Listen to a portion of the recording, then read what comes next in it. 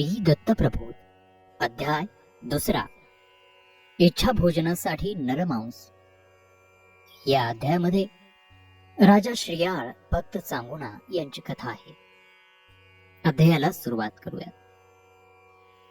भव्य विशाल अशा कांती नगरात राजा श्रीयाळ राज्य करीत होता.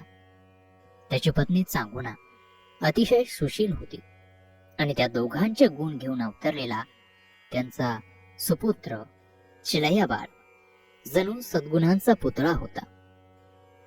ते तिघेही श्री शंकरांची परम भक्ती करीत असत. राजा श्रीयाळाचा नित्यनेम होता आल्या अतिथीला पूर्ण भोजन दिल्याशिवाय आणि शिवाची पूजा केल्याशिवाय तो भोजन घेत नसे. रोज असे असंख्य याचक त्याच्याकडून तृप्त होऊन जात असत. जो जे वांछील ते राजा त्याला उदार हस्ते देत असे. कोणीही विनमुख परत जाणार नाही याची तो दक्षता घेत असे. त्यामुळेच त्याच्या कीर्तीचा महिमा स्वर्गलोकातही गेला होता. अशा रीतीने सुखासमाधानात राजा श्रीयाळ आपले राज्य करीत होता. एक दिवस नारद मुनी राजाकडे आले. राजाचा सगळा दिनक्रम त्याची शिवभक्ती पाहून ते संतोष पावले. त्याच्याकडचा आदर सत्कार घेऊन ते निघाले. ते थेट कैलासावर येऊन पोचले. नारद मुनीने बघताच शंकरांनी त्यांचा क्षेत्रकुशल पुसलं आणि भूतालावरील काही विशेष खबरबात असल्यास सांगा असं सांगितलं. एवढे बोलताच नारद मुनींना श्रीयाळ राजाचं वर्तमान सांगण्याचा मोह काही आवडला नाही. ते म्हणाले, हे काशी विश्वेश्वरा, मी तुझे अनेक भक्त पाहिले, अनेक उपासक पाहिले, पण सत्वशील आणि धर्मनिष्ठ राजा श्रीयाळ मी पाहिला आणि माझी खात्री झाली की तो तुमच्या भक्तांमध्ये सर्वश्रेष्ठ आहे, सत्वाला दृढ आहे. तो एकट्या राजात तुझा उपासक आहे असं नाही, तर त्याची सुशील साध्वी पत्नी चांगुणा आणि सुकुमार पुत्र चिलयाबाळ हाही तुझा उपासक आहे. अतिथी पूजनाला तिघेही एकमेकांना मागे सारतील अशी त्यांची सत्वनिष्ठा आहे. ते तिघेही पाहूनही जाश्वनिळा माझ्या मनाला परम संतोष झाला. असे हे तिघे भक्त अनन्य साधारण आहेत. त्रिभुवनातही त्यांच्यासारखे भक्त शोधून मिळणार नाहीत. नारदांचे हे भाषण ऐकून उमानीळ अतिशय संतोषले आणि त्यांनी नारदाला अमृतपान घडवलं. अमृतपान घडवल्यामुळे नारदही समाधान पावले आणि अन्य लोकात भ्रमण करण्यासाठी निघून गेले. इकडे त्या भक्तवत्सल जाश्वनिळाला आपल्या भक्तांना बघण्याची उत्कंठा लागली. उमेशी हितगुज करून वेश पालटून उमाकांत राजा श्रीयाळाच्या नगरीत अवतरले. पण हा याचक अन्य याचकांहून वेगळा होता. त्याच्याकडे पाहावत नव्हतं, त्याच्याजवळ उभं सुद्धा राहावत नव्हतं. मग त्याच्याशी बोलणं आणि त्याची सेवा करणं तर दूरच राहिलं. 4 कोस दूर सुद्धा कोणी राहू शकणार नाही अशी दुर्गंधी त्याच्या अंगाला येत होती. त्याच्या सर्वांगातून रक्त पू हे वाहत होतं. अंगभर धड कपडा नव्हता, होत्या त्या सगळ्या चिंध्या, आणि कित्येक वर्ष त्या चिंध्यांना आणि त्याच्या शरीराला पाणी लागलेलं दिसत नव्हतं. असा तो घाणेरडा रोगट याचक मोठे मोठे हाका मारीत ऊर बडवीत रस्त्यानं निघाला होता. नगरातले सर्व नागरिक भयभीत होऊन अवाक होऊन त्या त्रयस्थाकडे पाहत होते आणि दूर सरकत होते. त्याच्या अंगाला येणाऱ्या दुर्गंधीला नाक मुरडीत होते, नावं ठेवीत होते. सर्वांकडे दुर्लक्ष करून तो याचक हाकांवर हाका मारीत राजप्रसादाकडे निघाला होता. जोहऱ्याचं लक्ष हे हिरकणीवर असतं. काचेचे तुकडे बाजूला करून तो फक्त हिरकणी तेवढेच उचलतो. त्याप्रमाणे तो वितरागी बाकीच्या बघ्यांकडे दुर्लक्ष करीत राजगृही जाऊन उभा राहिला आणि उच्च स्वरात साथ घालीत त्यानं टाहू फोडला, हे राजन, मी फार दिवसांचा क्षुधित आहे. मला इच्छा भोजन देऊन तू तृप्त करशील असं वाटतं आणि म्हणून तुझ्या दारी आलो आहे. मला अपेक्षित भोजन देऊन संतुष्ट कर. हे ते याचकाचे शब्द ऐकून राजा श्रीयाळ मोठ्या औत्सुक्यानं धावत बाहेर आला आणि कोणताही विचार न करता त्या अतिशय कुरूप घाणेरड्या याचकाच्या पाया पडला. त्याला हात जोडून विनवता झाला की, हे याचका, तुला जे जे हवं आहे ते तू माग. तुझी इच्छा सत्वर पूर्ण केली जाईल. राजन, मला जे अपेक्षित आहे ते भोजन मला हवं आहे, ते तुला अवश्य मिळेल. याचका, माझं तन मन धन आणि सारं वैभव हे तुझंच आहे. त्यातीलही हवं ते माग, निसंकोच मनानं माग. तू मागता क्षणी मी ते देईन. राजन, मी खूप भुकेलेला आहे. मला तुझं राज्य नको, संपत्ती नको, वैभव नको.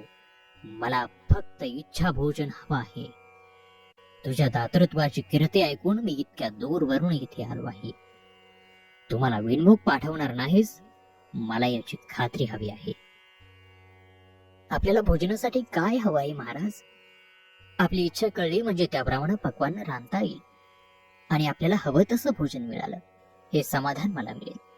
आपली कितीतरी दिवसांची क्षुधा शांत होईल. महाराज, सगळ्या प्रकारचे पक्वान्न खाऊन माझा जीव उबला आहे. मला जे सुग्रास भोजन हवं आहे ते निराळच आहे. बोलावं महाराज, आपली सेवा करण्यास हा दास शियाळ तत्पर आहे.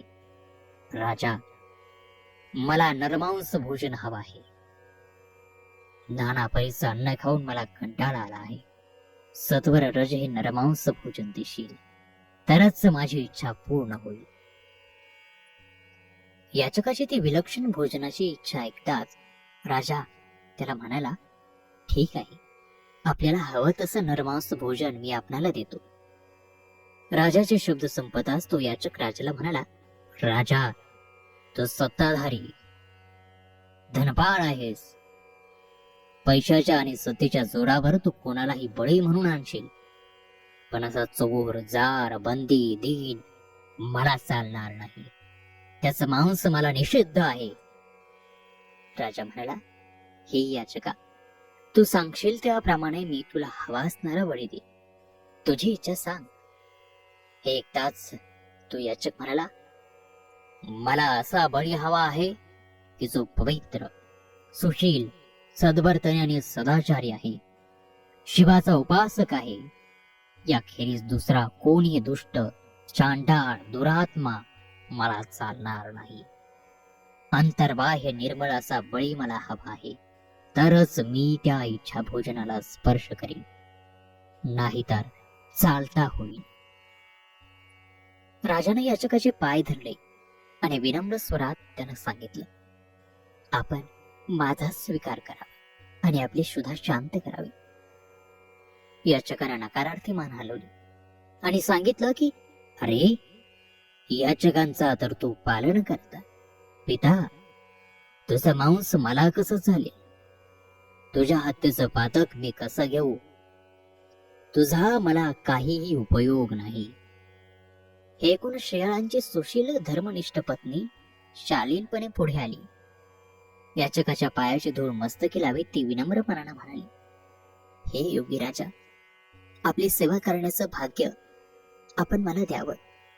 भूपाळांचा अंगीकार आपण करू शकत नाही, पण माझ्या शरीराचा आपल्या क्षुधा सांत्वनासाठी उपयोग करायला काहीही अडचण नाही. आपण कृपावंत व्हा आणि संमती द्या. माझ्या या भंगुर जीवनाचं सार्थक होईल.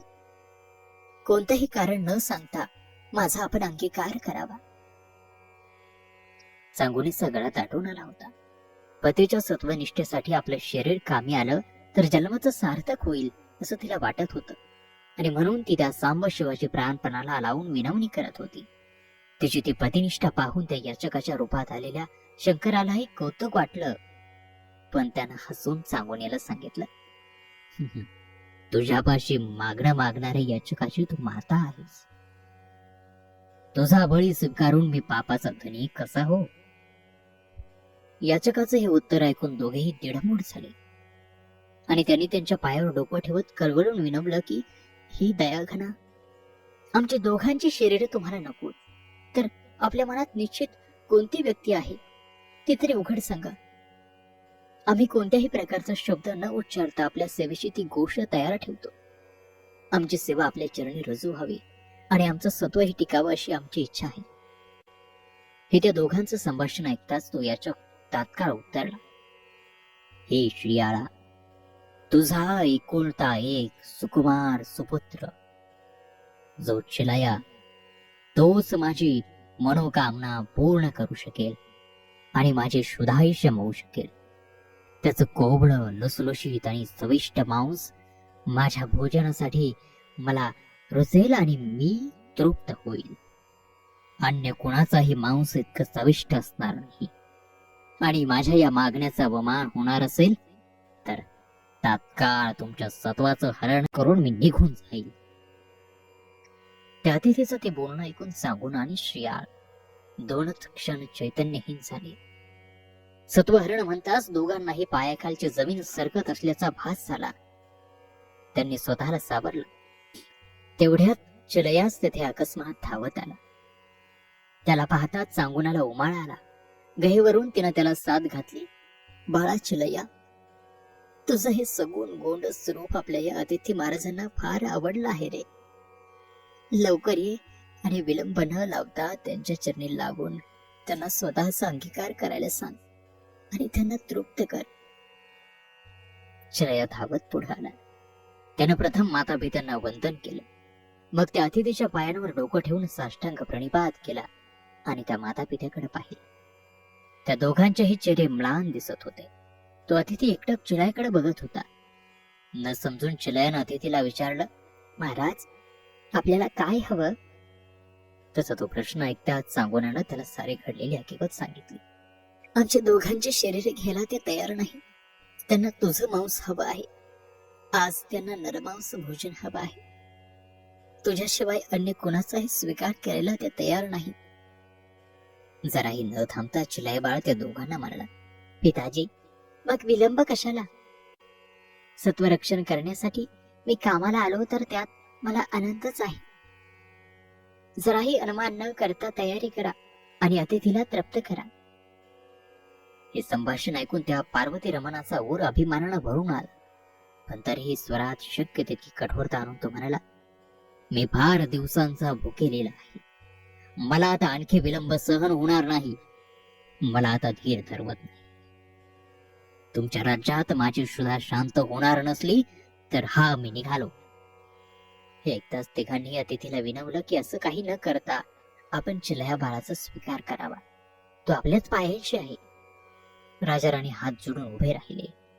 त्यांच्याकडे पाहताच योगी क्रुद्ध झाला आणि म्हणाला, मला तुम्ही एखादं हिंस्र जनावर समजलं की रानटी शॉप? वाघ सिंहाच्या पुढ्यात त्याचा बळी फेकावा तसं माझ्या पुढ्यात त्याला ठेवतो. मी काय त्याला कच्चा फाडून खाऊ की काय करू? मला तुमचं हे असलं दान नको. देणारच असला तर चिलया बाळाचं मांस सुग्रास असं बनवून चवदार करून रांधून मला वाढा, त्याचा मी स्वीकार करीन. योग्याच्या आज्ञेचं राजा राणीनं तात्काळ पालन केलं. राणीनं त्याला कडेवर घेतलं आणि ती भोजनगृहात गेली. त्याला मांडीवर घेऊन प्रेमभरानं त्याचं मुख घेऊ लागली. चिलयानं तिला सांगितलं, माते, तू अशी मोहवश होऊ नकोस. त्या अतिथीला अतिशय क्षुधा लागली आहे. त्याच्या क्षुधेचं शमन करणं हे आपलं आद्य कर्तव्य आहे. बाळाचे ते धीरगंभीर प्रौढ विचार ऐकून चांगून गहिवरली. पण काळजावर धोंडा ठेवून त्यानं शियाळाच्या शस्त्राखाली चिलयाचं मस्तक अलगद धरलं आणि शियाळानं सांब सदाशिवाचं नाव घेत आपल्या इकुलत्या एक सुकुमार सुपुत्राचं धड सत्व परीक्षेसाठी मोकळं केलं आणि राणी चांगोनीनं मोहवश होऊन ते शिर तेवढं बाजूला काढून ठेवलं आणि बाकीच्या मांसाचं सुग्रास भोजन बनवलं. नानाविध प्रकार रांधले. चटरसाने युक्त भोजन तयार केलं आणि अतिशय उत्तम अशा सुवर्ण पात्रातून अतिथी पुढे ते नेऊन ठेवलं. आता तरी अतिथी संतुष्ट होईल असं राजा राणीला वाटलं. पण अतिथी संतुष्ट झाला नाही. उलट पदार्थाकडे एकदा तुच्छतेनं पाहत तो म्हणाला, माझ्याशी तुम्ही कपटानं वागला. सर्व देहात श्रेष्ठ जे मस्तक ते बाजूला काढून बाकीच्या शरीराचं मांस राधून तुम्ही मला भोजन दिलं. मला ते नको. शिराविना थडाचं मांस मी निषिद्ध मानतो. हे संभाषण ऐकून सांगून खजील झाले. तिनं ते शिर स्वयंपाकघरातून बाहेर आणलं. ते पाहून अतिथीनं तिला ती उकळीत घालून कांडायला सांगितलं. ते कांडत असताना चांगुणीच्या डोळ्यात आसू उभी राहिली. ती पाहताच योग्यानं तिला समज दिली आणि सांगितलं, मला आनंदानं रांधलेलं भोजन हवं आहे. उकळीत शिर खांडताना तो ओव्या म्हणून आपल्या मंजूळ स्वरात आनंदानं गा. चांगुरानं मान डोलावली आणि आपल्या मधुर प्रेमळ स्वरात बाल चिलयाचे गोडवे गायला सुरुवात केली. शिर कांडून तिनं ते यतीला चविष्टपणे रांधून दिलं. यती भोजनाला बसला, पण बसताच त्यानं राजालाही आपल्या बरोबर पंक्तीला बसायचा आग्रह केला. राजा मनात कळवळला. नको तोच प्रसंग आल्यानं तो हळहळला व योग्याला म्हणाला, आपण अतिथी, मी यजमान. आपलं झाल्याशिवाय मी कसा असू? मी मागून उरलेला प्रसाद म्हणून खाईल. योग्यानं तर ऐकलं नाही. आपल्या बरोबर बसण्याचा त्यानं हट्ट धरला. सांगुनीनं राजाला समजावलं, सत्वरक्षण मोठं आहे. कसंही झालं तरी ते करायला हवं आणि त्यानंतर आपण चिलयाच्या मागोमाग जायचं आहे. यती म्हणतो आहे तर त्याच्या पंक्तीला बसा. राजा ही सर्व भावनांवर निखारा ठेवून त्या अतिथीच्या पंक्तीला बसला आणि त्यानं भोजनाला प्रारंभ करायची अतिथीला विनंती केली. आता तरी हा अतिथी भोजनाला प्रारंभ करेल असं राजाला वाटत होतं.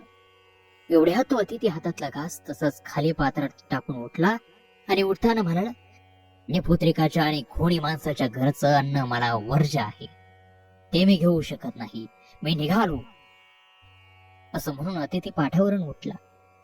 राजाच्या भावना उफाळून आल्या. यतीच्या पायावर मस्तक ठेवून तो गदगदून प्रार्थना करू लागला, महाराज, आपणच विनंती केले म्हणून आपल्या आग्रहासाठी, आपल्या शोधेच्या शवनासाठी माझ्या एकुलत्या एका मुलाची हत्या केली. आता दुसरा मुलगा मी कुठून आणू? अतिथी म्हणाला, तू राजा आहेस, शिवशंकराचा भक्त आहेस. तुला काय कमी? तुझ्या तपश्चर्याच्या बळावर तू त्याला हाक मार आणि त्या शिवशंकराला आळव. त्याचंही सांगणं पटून राजा राणीनं गौरीनाथाच्या स्तुतीवर स्तोत्र आळवायला सुरुवात केली. स्वरात प्राण ओतून आणि तनमन एकवटून ती प्रार्थना करत होती. एवढ्यात डमरूचा खणखणाट झाला. शंख फुंकीत नंदीवर स्वार होत साक्षात शंकर उमानीळ गौरीहर प्रकट झाले. नंदीवर शंकरांच्या पुढ्यात साक्षात साजीरा गुजीरा लया बाळ बसला होता. शंकरांना पाहताच राजा राणीचं मस्तक लीन झालं. हृदय उंच वळलं, मन आनंदाने हेलावलं. नरजन्माचं सार्थक झाल्याचा संतोष त्यांना दाटला. त्यांनी साष्टांग प्रणिपात केला. तो गिरिजावर चंद्रमौली पै फेन धवल घननीळ मंद हसला. त्यानं आशीर्वाद दिला आणि वर मागायला सांगितलं. राजा राणीने सांगितलं, आपली कृपा हाच आम्हाला वर, पण एक इच्छा अशी की अतिथीचं भोजन पूर्ण व्हावं एवढं मागणं आहे. चंद्रमौली हसला आणि म्हणाला, तो अतिथ मीच नाना संकट तुमच्यावर आणून तुमची सत्व परीक्षा पाहिली. तुम्ही खरोखरच धन्य आहात. काय हवा तो वर मागून घ्या. तुमच्या अभंग भक्तीनं अविचल सत्वनिष्ठेनं मी थक्क झालो आहे. अशा रीतीनं त्या सत्वनिष्ठ राजा श्रीयाळाला आणि राणी सांगुनीला ईश्वर प्रसन्न झाला. तो त्यांच्या अविचल अशा धर्मनिष्ठेमुळेच. त्यांच्या कीर्तीच्या महिम्यानं सारं पाप नाश पावते. असा हा भक्त सज्जनांना वेड लावणारा, त्यांचं मन प्रमोदित करणारा श्री दत्त प्रबोधातील नारद पुराणातला दुसरा अध्याय समाप्त होत आहे. दत्तभक्त हो, आज या अध्यायामध्ये भक्त सांगुनाची कथा आपण ऐकली. पुढील अध्यायामध्ये नारद मुनींना शाप दिल्याची कथा आहे. ती तिसऱ्या अध्यायामध्ये किंवा पुढील हा दिव्य अध्याय नक्की ऐका.